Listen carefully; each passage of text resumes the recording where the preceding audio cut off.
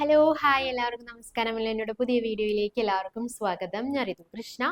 നമ്മളിന്ന് വന്നിരിക്കുന്നത് railway updates RRB updates ആയിട്ടാണ് നമ്മളിന്ന് വന്നിരിക്കുന്നത്. എന്താണെന്ന് അറിയണ്ടേ? അതായത് റെയിൽവേയിൽ 6557 വാക്കൻസീസ് ആണ് റിപ്പോർട്ട് ചെയ്തിട്ടുള്ളത്. ഓക്കെ, ഇപ്പോൾ റെയിൽവേയിൽ ജോലി വേണം, എനിക്ക് പുറത്ത് നോർത്തിലൊന്നും പോയി വർക്ക് ചെയ്യാൻ താല്പര്യമില്ല, എനിക്ക് കേരളത്തിൽ തന്നെ ജോലി വേണം എന്നുള്ളവരാണെങ്കിൽ നിങ്ങൾക്കുള്ളതാണ് ഈ വീഡിയോ. കാര്യം തിരുവനന്തപുരം ഈ 6557 ടോട്ടൽ വാക്കൻസീസ് ആണെങ്കിലും തിരുവനന്തപുരത്ത് 400+ വാക്കൻസീസ്, അതായത് 411 വാക്കൻസീസ് റിപ്പോർട്ട് ചെയ്തിട്ടുണ്ട്. ഹാപ്പി ആയില്ലേ?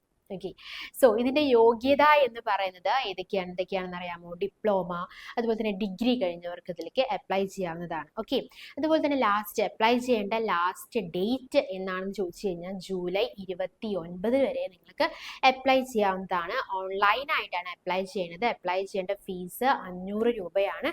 CBT, അതായത് കമ്പ്യൂട്ടർ ബേസ്ഡ് ടെസ്റ്റ്, അതിൽ നമ്മൾ അത് ചെയ്യുന്നവർക്ക് 400 രൂപ തിരിച്ച് കിട്ടുന്നതായിരിക്കും. അപ്പോൾ ഇതിൽ എങ്ങനെയെന്ന് വെച്ച് കഴിഞ്ഞാൽ ആദ്യം CBT ഉണ്ടായിരിക്കും, അതിനുശേഷം ഡോക്യുമെന്റ് വെരിഫിക്കേഷൻ, അതുപോലെ തന്നെ മെഡിക്കൽ എക്സാമിനേഷൻ എല്ലാം ഉണ്ടായിരിക്കുന്നതാണ്. അപ്പോൾ last date July 29 okay.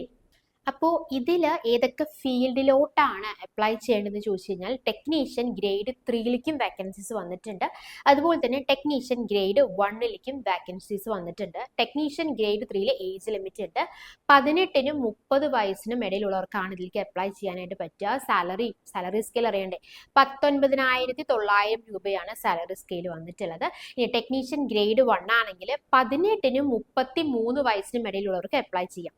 Salary scale 29,200 രൂപയാണ്. ഓക്കെ, അപ്പൊ ITI, ഡിഗ്രി, ഡിപ്ലോമ കഴിഞ്ഞവരുണ്ടെങ്കിൽ വേഗം അപ്ലൈ ചെയ്തോളൂ. തിരുവനന്തപുരത്ത് 411 വാക്കൻസീസ് ടോട്ടൽ. അതല്ല, ഇനി കേരളത്തിന് പുറത്തു പോയിട്ട് വർക്ക് ചെയ്യാൻ താല്പര്യമുള്ളവർക്കും വേണ്ടിയിട്ടുള്ളതാണ്. ടോട്ടൽ വാക്കൻസീസ് 6557 വാക്കൻസീസ് ആണ്. ലാസ്റ്റ് ഡേറ്റ് എപ്പോഴാണെന്ന് ഓർമ്മയുണ്ടല്ലോ? ജൂലൈ 29. ഓക്കെ.